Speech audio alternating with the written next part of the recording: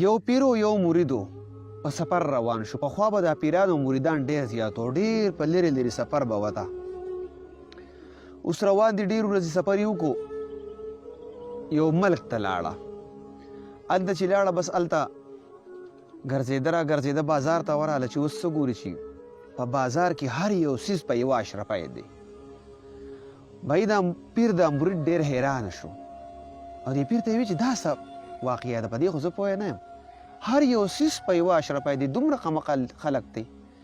که د خوراک سامان علي هم په 1 روپۍ دی، که ځان له ګډې بیزې علي هم په 1 روپۍ دی، که لباس علي هم په 1 روپۍ دی. بهرحال دوی پکې ورځ 2 تېره کړه.